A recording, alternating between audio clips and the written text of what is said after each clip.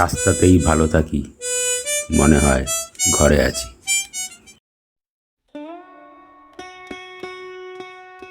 দিনটা 23শে ডিসেম্বর 2025। তো আমরা যাচ্ছি একটা ফার্ম হাউস, কোয়েলদির ফার্ম হাউস। তো এর ব্যাক স্টোরিটা হচ্ছে,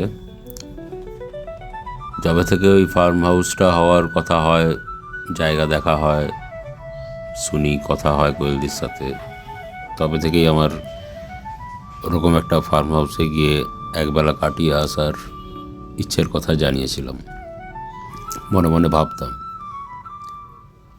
তো বেশ কিছুদিন কেটে গেল, 3-4 বছর হয়েও গেল বোধহয় ফার্ম হাউসটা, তো যাওয়ার হয়ে ওঠেনি। তো এই সেদিন বেশ কয়েকবার বলেওছি, কোনোভাবে প্ল্যান করা হয়ে ওঠেনি অ্যাকচুয়ালি। তো রিসেন্ট পুজোর সময় মন্দারমণি গেছিলাম, তো তার একটা ভিডিও বানিয়ে পোস্ট করেছিলাম ইউটিউবে। তো সেটা কোয়েলদি দেখার পর অ্যাপ্রিসিয়েট করে। তখন আমি আবার বলি যে তোমার ফার্ম হাউসে একবার যেতে চাই। তখনই ডিসাইড হয়, তাহলে বল তুই কবে যাবি, তাহলে উইকেন্ডে শনি বা রবি ঠিক কর।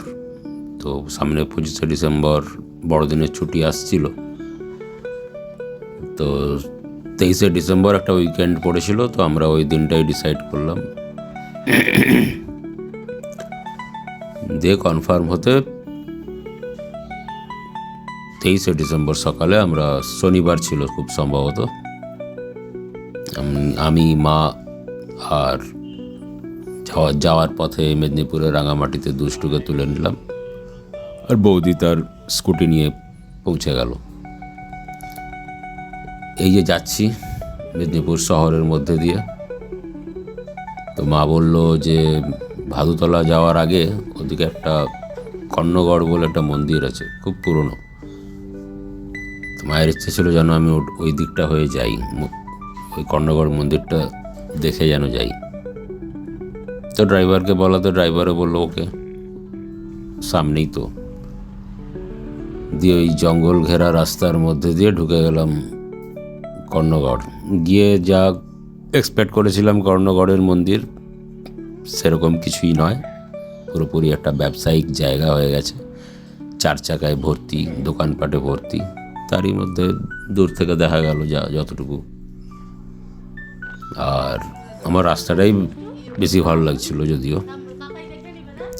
তো দুষ্টুর হাতে ক্যামেরা দিয়ে দিলাম, ও মোটামুটি মন্দিরে গিয়ে টুকটাক নিজের মতো করে ক্যাপচার করে নিয়ে চলে এলো।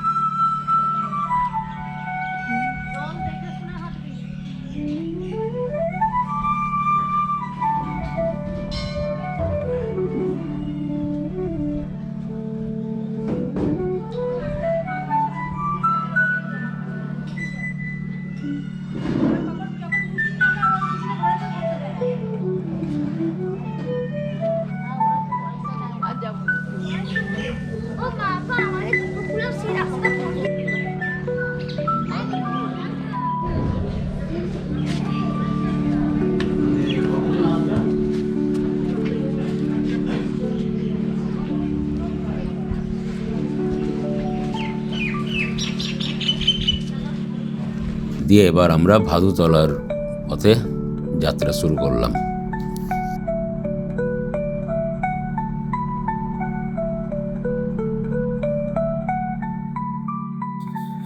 মেন রাস্তা থেকে নামতেই এক প্রকাণ্ড শাল জঙ্গল, সবুজ চারদিক, আর মাঝখানে নীল আকাশ একটু আধটু উঁকি মারছে, আর রোদ ঝলমলে পরিবেশ, সবুজ গাছ যেন আরও সবুজ হয়ে উঠেছে, আর মাঝখান দিয়ে লাল মোড়াম রাস্তা। কোনো ল্যান্ডমার্ক নেই, কোনো অ্যাড্রেস নেই, কোনো সাইনবোর্ড নেই, কিচ্ছু নেই, আমরা জঙ্গলের ভিতর ঢুকে যাচ্ছি। কোনো ফার্ম হাউসের দেখা নেই, চলেই যাচ্ছি, কন্টিনিউয়াস যাচ্ছি, গাড়ি যেদিকে পথ যাচ্ছে এঁকে বেঁকে আমরা জঙ্গলের ভিতর ঢুকে যাচ্ছি। আর অদ্ভুত একটা ভিতরে ভিতরে শিহরণ ফিল হচ্ছে। এই পৌঁছে যাব, এই ফার্ম হাউসটা দেখতে পাবো, এরকম ভাবছি, কিন্তু কোথাও কোনো ফার্ম হাউসের চিহ্ন মাত্র নেই। জঙ্গলের মধ্যে ঢুকে যাচ্ছি, সেই পালামৌয়ের, ঝাড়খণ্ডের পালামৌয়ের জঙ্গলের সেই সত্যজিৎ রায়ের অরণ্যের দিন রাত্রির সিনটার কথা মনে পড়ছিল, যখন ওই 4 বন্ধু গাড়ি নিয়ে জঙ্গলের দিকে ঢুকছিল। সাইডে ওই জঙ্গল পেরিয়ে যাচ্ছিল, আর আদিবাসী সেই দামামা, ওদের যে টিপিক্যাল সাউন্ড স্কেপ হয় সেইটা বাজছিল, আর নাম দেখানো চলছিল। ওই জিনিস, ওই সিনটা বারবার আমার মনে পড়ছে। এইভাবেই ঢুকে যাচ্ছি জঙ্গলের ভিতর, কোনো এর শেষ আমি খুঁজে পাচ্ছি না। এইভাবে যেতে যেতে একটা ঘন জঙ্গলের মধ্যে দিয়ে সাডেনলি একটু 4 চাকার আভাস পাওয়া গেল, একটা সাদা রঙের গাড়ি। তখন বোঝা গেল যে আশেপাশেই ফার্ম হাউসটা আছে এবং একটি ভাঙাচোরা গেট, ভিতরে একটা রাস্তা চলে গেছে। ওইরকম একটা জায়গায় গিয়ে আমরা দাঁড়ালাম।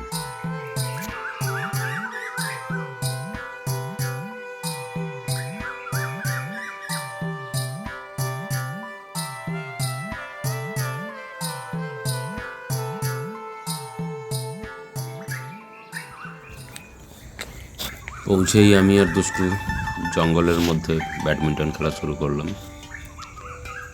খেলতে পেলে আর কিছু দরকার নেই, ঘন জঙ্গলের মধ্যে ব্যাডমিন্টন খেলছি। এই ভিজুয়ালসটা আমি ইমাজিন করিনি আগে কখনো, তাই আরও বেশি ভালো লাগছে। বেশ কিছুক্ষণ খেলাধুলো করার পর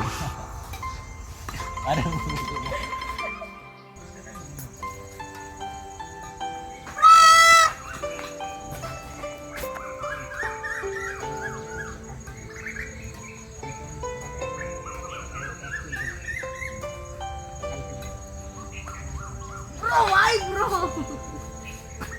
Why are you making me drive?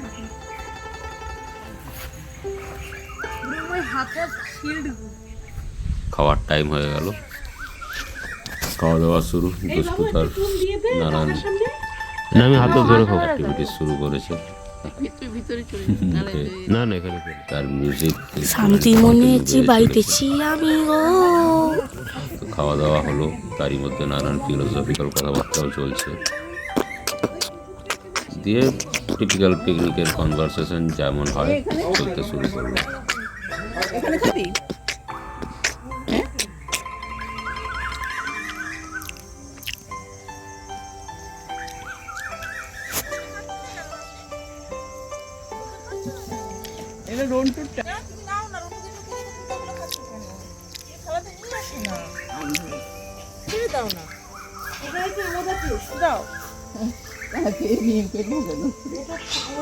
খাবার নিয়েছিস একটা?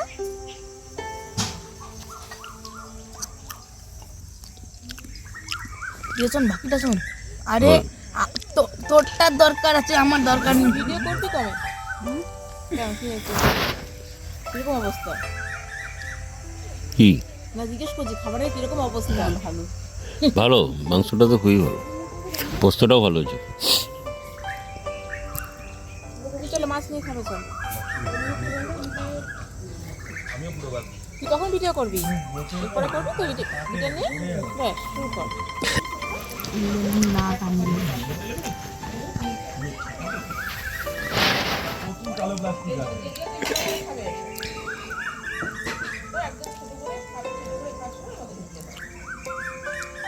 না এটা সত্যি কথা বলবো, এতক্ষণ ঢপ দিচ্ছিলি? না এতক্ষণের কথা না, লাইফে। আচ্ছা, লাইফে শুনুন। আমি যখন প্রথম একদম ছোটবেলায় তোকে দেখি, আমাকে? হ্যাঁ তোকে অবজার্ভ করার পর 1 ঘন্টা অবজার্ভ করার পর আচ্ছা, আমি তখন তোর সাথে কোনো কথা হয়নি, 1 ঘন্টা অবজার্ভ করার পর মাকে বলেছিল মা কি সারাদিন চেয়ারই বসে থাকবে। আমি তখন তো জানতাম না তোর এরকম। মানে তখন কথা বলার অবস্থা, কথা বলতে শিখে গেছি, হ্যাঁ তখনও বুঝতে পারিস না? না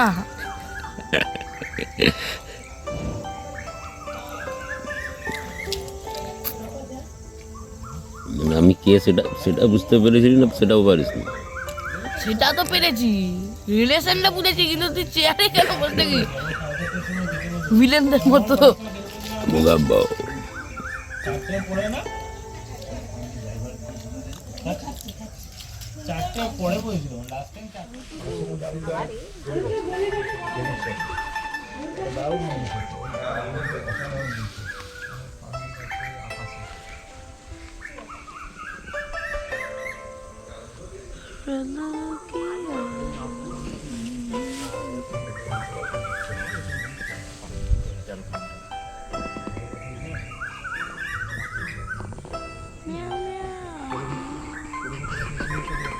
কি শান্ত জায়গা ভাই, এখানেই থেকে যাচ্ছি। দেখেছো ওই সিন্ধুকের মধ্যে যা জিনিস আছে, খাবার নিয়েছিস? মাংস নিয়েছিস? মাছ মাছ সব নিয়েছিস? মাছ বেগুন ফুলকপি নিয়েছিস? না ব্যাস ঠিক আছে। কুদরিগুলো নিয়েছি আচ্ছা নে। হ্যাঁ, নিয়ে যাবে ভালো। যে কুঁদরি তুলবে কুঁদরি তার। না, কুদরি নিয়ে যা। চাই না। কুদরি আমি কিনেছি। আরে এটা আগে বড় বড় পটল কুঁদরি। না না না তুই নিয়ে যা। আরে ওগুলো শুনতে কুদরি কিন্তু অনেক শখের কুদরি। অনেক শখের নিয়ে যাও। থাক থাক থাক করবো না আমি। গাছের জিনিস অনেক ভালো। বাবা চলে যা, মা ফোন করে চলে যা। আমার ঠাকুমার 1924 সালে বিয়ে হয়েছিল। তখন তার বাবা বানিয়েছিল। 1924 সালের খাট ওটা 100 বছরের বেশি বয়স। 101 বছর। হ্যাঁ। না তো কিছু করলো না। ওটা পুরনো রংটা দেখেই একটু বোঝা যাচ্ছে, মানে রং দেখলে তো বোঝা যায়। ভাই সব 101 বছরের খাট ভাই, আরে আলমারিটাও আমি দেখছি, আলট্রা আলমারিটা নস্টালজিয়া। ওই শুনেছি। আমি কোয়েলিতে কোথায় পেলো ওটা ঠাকুমার বিয়ের খাট। ওই জানলাতে বাইরে কালো রঙের ওই পালিশ ছিল না, এখনকার জিনিস নয় তো, আমি দেখে বুঝতে ঠাকুমার 14 সালে জন্ম, আর ঠাকুমা মারা গেছে 2007 সালে, যখন ঠাকুমা 93 বছর বয়স। করে নেবো ভিডিওটা। আমাদের বিয়ের পর মারা গেছে। তারপরে এবারে বলো গান ওদিক ওখানে 6 মাসের পর। একটা এটা নিয়ে বসে, যে বছর এটা নিয়ে আমাদের বিয়ে বসে। হলো, সে আর বছরই তারপরে মারা কি গেছে। হয়েছে তোমার? ওই বেঁচে সুস্থই ছিল, বাথরুমে পড়ে গেছিল, পড়ে গিয়ে যেমন হয় বাথরুমে পড়ে ওইটুকু স্ট্রোক পড়ে হয়ে গেছিল, গেছিল, ওইটা কিছু হয়ে নয়। স্ট্রোক হয়ে আর কি 15-20 দিন তারপরে মতো শুয়েছিল। 15-20 দিন মতো। তার বেশি শোয়নি সে। কিন্তু আমার বক্তব্য হচ্ছে কি রান্নার বাড়িতে বিক্রি করে দেওয়ার সময় রাখার একটা জায়গা পেলো। হ্যাঁ তাহলে এবং তার জানলামের বাড়িটাতে বিক্রি করে দিয়েছি। তার যেহেতু বাড়ি হ্যাঁ, কে দেখবে, কে দেখবে শোনো আপনাকে? ওই ঠাকুমার খাটটা ফেলা যায় না, তার কারণটা তার বিয়ের পরে 14তে না 14তে বিয়ে হয়েছে, না 10-এ বিয়ে হয়েছে, 24-এ হাজবেন্ড হাজবেন্ড মারা গেছে। এবং তারপরে সে ওই ওই খাট 3-4 বাড়ি ঘুরেছে। না এবং তারপরে সে তার 5টা গেড়ে গেড়ে বাচ্চা, না না, চারটে একটা মরে একটা গেছিল। মরে গেছিল না, কিন্তু সে তো ছিল, সে তো বাচ্চার মধ্যেই পড়ে। সেটা কত দূর তার এই বছর তার মরে ওইখানে বাড়িতে 5টা, তারপরে তার বাড়ি থেকে যেমন যেমন বের করে দেয় লোকে, আর তোকে রাখবে একটা শরিকি বাড়ি, তো সেই এই খাট আর সেই নিয়ে তার ওটি সম্বল। তারপরে যখন আরো কিছু দাবিদার ছিল এই খাটটার, তারা নাকি ওই জানলা দিয়ে এসে বলতো এই খাট নেবে, মানে এটা আমার ঠাকুমাই করেছে। কাঠের দাবিদার। আরে ওই যে শরিকি বাড়ি ছিল তো, কি বাড়ি তোমার যদি হাজবেন্ড না থাকে না, তখন তোমাকে সবাই মনে দেবে এবারে বেরো, মানে এবারে যে যেহেতু ওই তার 4টা জমিটা ছেলে পেয়েছিল মেয়ে, আগে, আর বরের তো ফলে কোনো চাকরি অন্য নেই। যারা চাইছে জমিটার দিকে নজর দিয়েছে, বরের যারা তো বলে জমিটা চাকরি দেবে না নেই। তাহলে খাটটা দাও। বর তো ব্যবসা করতো না, এবারে চাকরি না থাকলে ব্যবসা করলে শরিকি ব্যবসা, তখন যার ওই শরিকি জানলাপুর বাড়িতে না না ওদের অন্য বাগবাজারে বাড়ি ছিল। আর ওই আর ঠাকুমা সবসময় ওর শ্বশুরদের, মানে আমি শুধু শুনেছি ছোট শ্বশুর পায়ে তেল মাখতে বলেছিল বিয়ের পর শেষকালে পারছে না, তুমি তেল লাগাচ্ছ কেন, শ্বশুর বলেছিল মানে পায়ে তেল লাগানো, মানে সে ওরকম করে করে তার ওই খাট আলমারিটা বাঁচিয়ে রেখেছে আর কি। এতে লালের বাড়িটা বিক্রি করে দেওয়ার সময় বাকি কিছুই আর আনা হয়নি, শুধু ওই খাট আর এই আলমারিটা। খাটটাই একমাত্র শক্তপোক্ত আর ছিল। সব জিনিসপত্র তো সব দিয়ে লোককে দিয়ে দেওয়া হয়েছে, খুব ভালো ভালো কন্ডিশন, অত বছর আগেকার খাট, আর তারপরে ওর মায়ের বিয়ের খাট, আমার মার বিয়ের খাট আমি সেগুলো তো- দিয়ে হ্যাঁ দিয়েছি। সেগুলো তো খুব অন্যায়, সেগুলো তো আর ঠিক এখন সেই সানমাইকা দেওয়া কি জানো প্লাই দেওয়া, সেগুলো আনার মতো কিছু নয়, সেগুলো ফেলে দিলেও হয়, সেগুলো আমরা এই নতুন বাড়িতে সেগুলো আনা হয়নি। তো এই খাটার আলমারিটা মনে হয় একটা লোক নিয়ে এসে সেই পুরো ট্রাক নিয়ে এসে এখানে ঢুকিয়ে দিয়েছে। আর এই সমস্ত বাসন ও ঠাকুমা নারায়ণ পুজো করতো, এবং লোককে ডেকে আমি দেখছি এই কোয়েলের এই এত বড় বড় এলুমিনিয়ামের লোক ছান্তা মান্তা সব আছে ওর মধ্যে। ডাকছি তোমাকে ডাকবো। কি রে বেরিয়ে যাবো এবারে। ওই জন্য জিনিসগুলো ফেলে নে তুই গিটার বাজাবি নাকি, বাজা দুষ্টু। আরে আমি তো এক যেটাই যা ইচ্ছে হচ্ছে করো। বাজা বাজা বাজা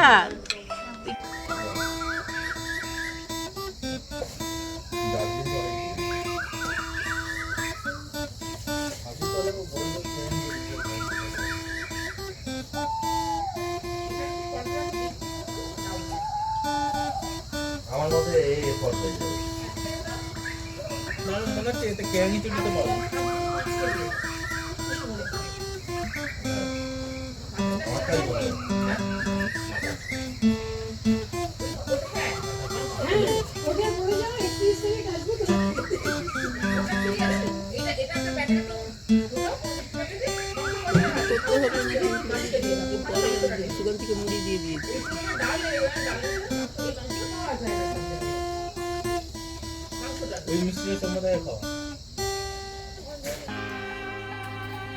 যে দিনের আলো, সূর্যের আলো প্রায় নিভে এসছে, আমরাও এবার দুষ্টুর মিউজিকের সাথে সাথে সেই ফিল নিতে নিতেই আমরা জঙ্গল ছেড়ে এবার ফার্ম হাউস ছেড়ে বেরিয়ে যাচ্ছি। দিনের বেলার জঙ্গল আর সন্ধ্যের হাওয়ার মুখের যে জঙ্গল, কত তফাৎ, অদ্ভুত রহস্য। এই জঙ্গলের মধ্যে দিয়ে যে দিক দিয়ে ঢুকেছিলাম সেই পথেই আমরা আবার বেরোচ্ছি। এবং ঢোকার সময় যে অনুভূতিটা হয়েছিল, বেরোবার সময় সেই জঙ্গলের অনুভূতি অনেকটাই ইন্টেন্স হয়ে গেছে এবং অনেকটা পাল্টে গেছে, অনেকটাই কালচে হয়ে গেছে জঙ্গল। আলো একদম প্রায় নেই, লাল মাটি তার রং কিছুটা পাল্টে ফেলেছে।